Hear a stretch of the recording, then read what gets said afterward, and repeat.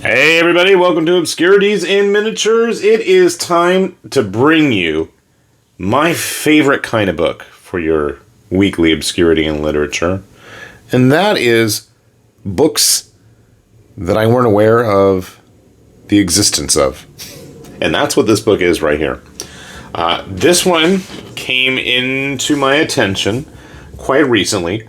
And if you are familiar with any of these characters on the cover, well, you have impeccable taste, what can I say?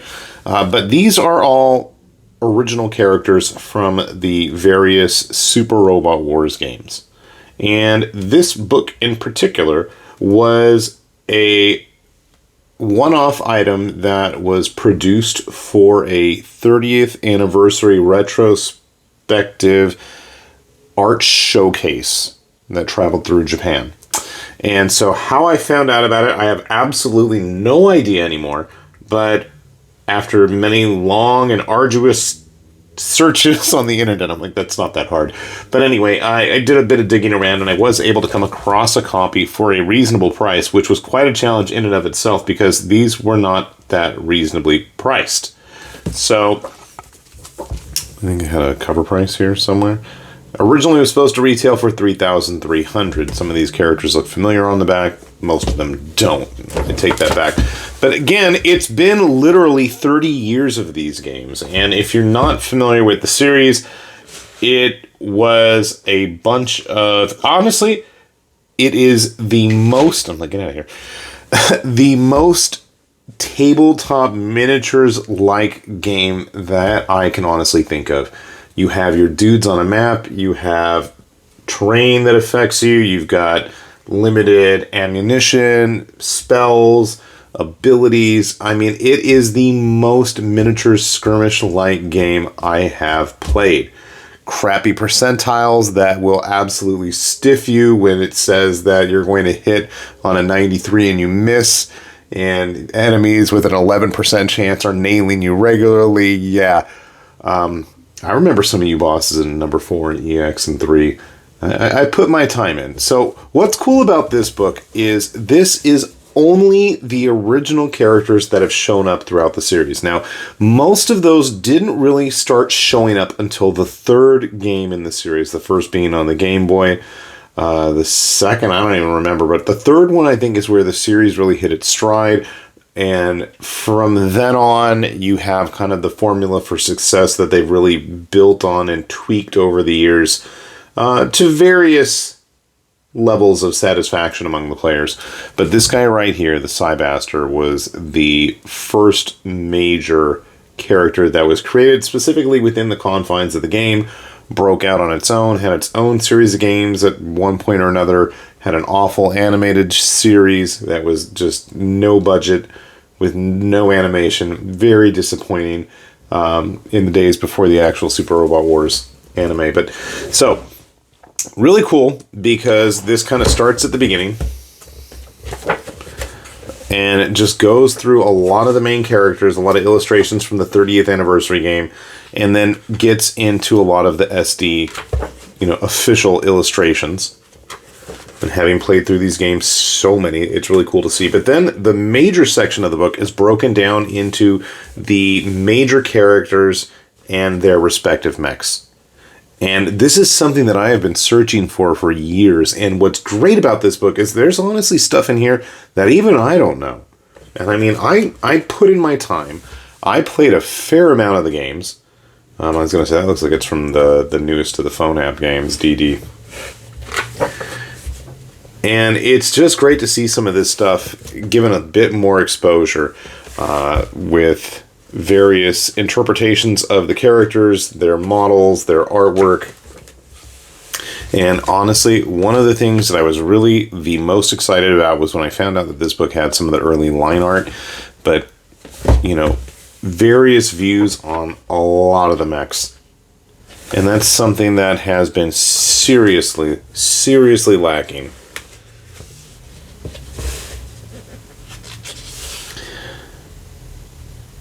The Dis RX.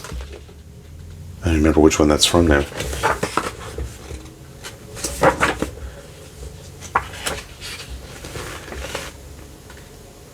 I did my time with Alpha, not Alpha. Well, I played all the Alphas too. No, Impact, which is where we first saw the Viscerator show up. Vice-Redder, I don't even know. I've seen it and heard it and seen it so many different ways that I don't know. The Boxer and the Gunner of the Hookbane from Alpha originally. The Tiger Dragon King and the Dragon Tiger King. Then we get into the weird stuff like from Super Robot Wars A for Advance, which was the first of the Game Boy Advance ones. Some of these guys, like the Visiga, still like to show up in games. Ash Saber, I believe, is going to be having a model kit coming out of it relatively soon. Some of the lesser known stuff, obviously. I don't even remember R, and I think I played it at one point. It's funny, a lot of the stuff from this era in the Game Boy games especially, everything's got these big kind of bulbous bodies. And again, this is the stuff that I really, really wanted to search for, and I knew it had to exist out there. And I vaguely remember in some of the instruction manuals for like the Game Boy Advance ones I might have had pictures of these. The dudes from the WonderSwan games eventually made their way into some of the others. The Alterion or Hyperion. Dizengar from the second Alpha game. Again, just getting some of those cross sections and, you know, early line art. Always cool to see. Like some of the model creators and 3D sculptors should be taking a look at some of this stuff. And if they're curious about anything specific, by all means, just let me know. The Willed Falcon. Now, these guys, I'll be honest, was my number one reason for wanting to get a hold of this book. The characters from Super Robot Wars D. D and J, I am absolutely adamant that I know I owned them at one point. And I just loved the ridiculous, over-the-top mobile armor that your character becomes. Then he can traverse, like, you know, at least a third of the map in one turn. It got ridiculous with this thing. It's just... And then the love interest female counterpart was just as bad. With her basic version, upgraded version, and a full-on, you know, mobile armor as well. But again, getting some of the closer looks at how these things go together.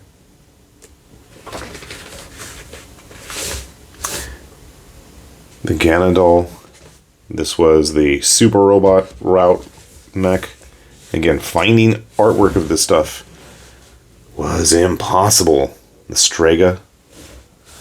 And then if you have them both at one point, they become the Fortegigas, which looked super awesome in the game, I thought at the time. Was tanky as hell. And I love the fact that this book actually has the breakdown of how everything goes together. One of my personal favorites, the Gamreed from Super Robot Wars MX. MX being one of the few games that had Gear Fighter Dendo and the Machine Robo stuff in it. So it was just a lot of yelling and martial arts robots, but the Gamreed Blaze with its data animals basically copying Dendo here. Like, I don't even remember the real robot from that one. Every time I felt like I always ended up with the Gamreed. MX I remember always because it let you pick your favorite series, and then all of the characters from that series could actually get extra bonuses, and you can upgrade them further than everybody else. So it was always like Dendo. Dendo always got it for me. Like, see, I do not remember these at all, and I know I played through this game in multiple routes, because one of the fun things about the Super Robot War games is, despite whatever difficulty you want to play on, you can usually have everything carry over for second and subsequent playthroughs, and it just gets even more ridiculous and bonkers. And some of them, especially the old games, were just hard as hell. I mean, they were really bad. This is one of the Super Robots from J. Starts off simply, gets more junk, and then goes absolutely bonkers. That's the final upgraded version, I might add. I don't think that's how it started. The real robot, more kind of Gundam Mobile Suit style, also being one that had just a ridiculous amount of stuff with it. I like the fact that this book has some of the stuff from the, what were they called? OG Saga games.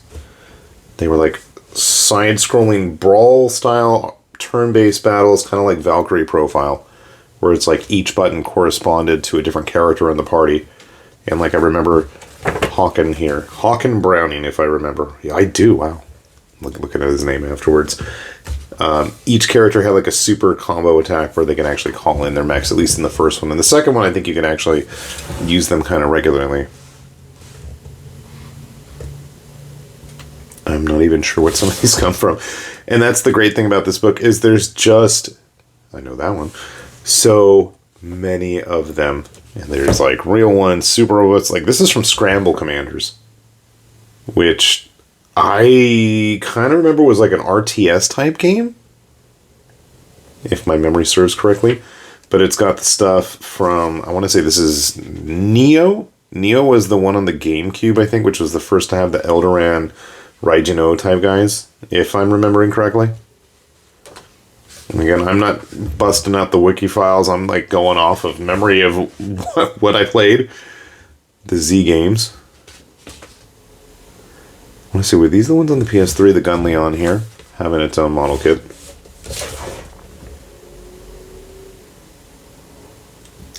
The Bresta or Brasta, I forget what it was called. I know I have the kit of that somewhere. It subsequently fell apart on me. But it's just page after page after page of, well, interesting character art and then ridiculous robots as well. And if that is something of interest to you, then absolutely, I'd say this book is worth taking a look at. Super Robot Wars X Sigma. I don't even know what that is. Or BX. BX, I think, was on the 3DS. And thanks to the stupid region locks on the 3DS, I never got a chance to play that, even though we own Japanese systems. Like, that is... wasn't X Sigma, was that the first major gotcha game on the phones? If I remember correctly. Which it's doubtful I do, but I'm just like spitballing it out there. Okay. I'm like, I know those guys, because that's the ones from the ones that are available in English. V, X, and T. They're out there if you want to play. Both on, I think only on the Switch, if you get the Asian, Southeast Asian version. What's kind of cool is these are the anime cell sheets for the machines in the anime that they made. Launch sequence on the SRX, Alt Ison, Line Vice Ritter. So it's kind of neat to see that this stuff, you know, everything, and then there's like a bunch of like cover art, CG artwork from some of the various trading card games thrown in the back here. So just a bunch of neat stuff. And again, for somebody who's played a lot of them, up at least until like most of the Z games, I think the Z era, like PS3, 3DS is kind of where I fell off. But prior to that, I think I played just about everything. And just as a little added bonus, got a hold of this book right here. And there's a couple different versions of this one. So if you're interested, be aware that you can usually find them cheap. But this was the very first one, the Super Encyclopedia Super Robot Wars. I always get that mixed up. This was a series that was put out by Dengeki Hobby when they used to do their video game stuff as well. I don't even know if Dengeki is around as a brand anymore. It's been a while. But this book I can remember, other than the fact that it had super cool artwork in it.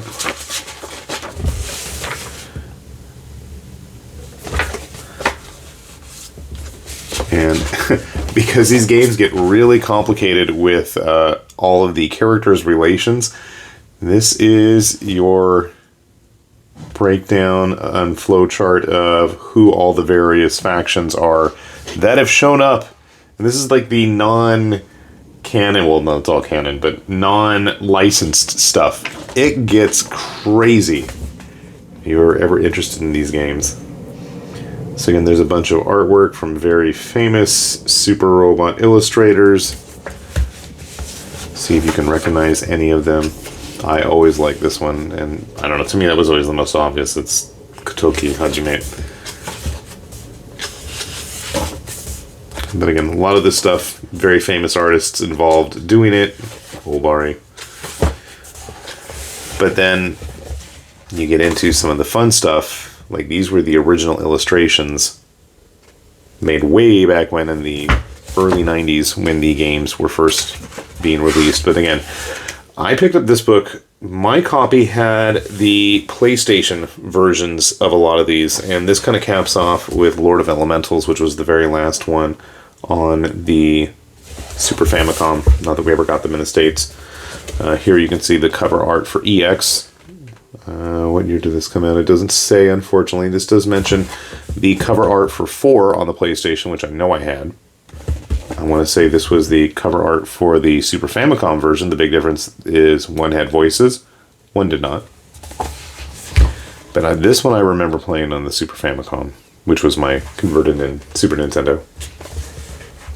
Anyway, this book has a lot of the same stuff, but here's the kicker, is this has got all the weird side characters in it that weren't cool enough to actually make it into the 30th anniversary book. Also has some early, just various Super Robot Wars paraphernalia, which it gets expanded upon in the later version that I had originally. I flipped through that book so much that it literally fell apart on me. You have breakdowns on all the keywords in the back here. Explanations of the difference between a real robot and a super robot, and now the best part. And the reason my original copy fell apart, and if you're really wanting to look for one, I know that the version I had prior to this one, which had a Grungus Kai on the cover, this is the Cybaster that Kotoki did. You get line art for all the characters. Oh, what is this? We have to take a look at that in a sec. All the original character artwork. But more importantly, all of the enemies, all the original enemies and mechs up until the PlayStation games are accounted for in here.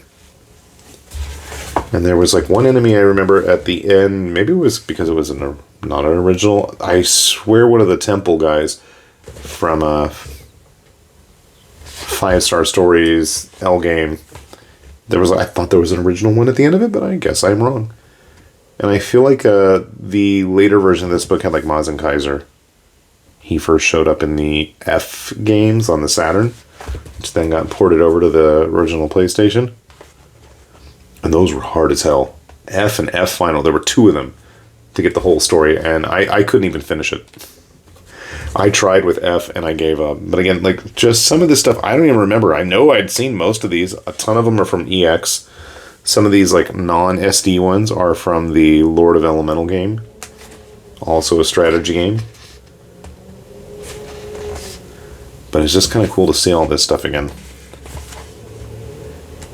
It gives me some serious nostalgia. Spending summers at home with not a care in the world. And I'm like saying summers at home, those were some of my favorite ones, but I can also remember that was around the time I was in college, and, you know, I remember going into just tiny little mom and pop stores in Japan, picking these games up for like 300-400 yen, new in the box. And I will admit, I did take a couple home at that price just for the intention of flipping on eBay, which I absolutely did, and made a nice pretty penny on it. And then we get a quick flip through in the back here of various explanations of some of the main characters, mechs, enemies, all that stuff. So like I said, there are versions of this out there that are significantly expanded upon, so if you're curious, do hunt for them. I think this one was copyright like 1998 or something. 96? Okay. I dated myself even earlier then. So yeah, I'm a big Super Robot Wars fan. I may not be as massive of a nerd as some of the other people out there, and I can't remember every detail, but god dang it, I put my time I spent that blood, sweat, and tears playing these games. And, like I said, honestly, when I couldn't get anybody to actually play any kind of tabletop games, this was probably one of the closest experiences. And playing through some of the modern ones now, even more so. Some of the games would mix in, how you built your team, where it was just you had 10, 6 to 10 guys on a map, versus, I know, like in the alpha games, you had full squads, and you had, like, caps on how many points each unit was worth, and, you could do all kinds of fun shenanigans, like putting barrier characters in there that could tank everything, or, healers, and it's just, the games are crazy.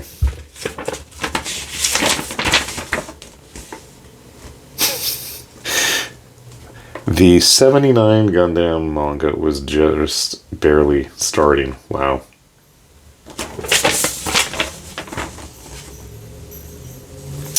Fun stuff here. I'm like, I know probably my brother's got a few of these. Look at those Master Grade prices. They'd just barely been coming out at this point. If that's the... Jeez, yeah. We don't even have like the Johnny Ridden or... Matsunaga's yet. Wow. 2,500 yen, people. We're not going to talk about how much I spent on my last one I built. Yeah, anyway, fun times. So, with that said then, this has been High Lord Tam, relaying with Obscurities and Miniatures, saying thanks for watching, and we will see you back here soon. Bye-bye.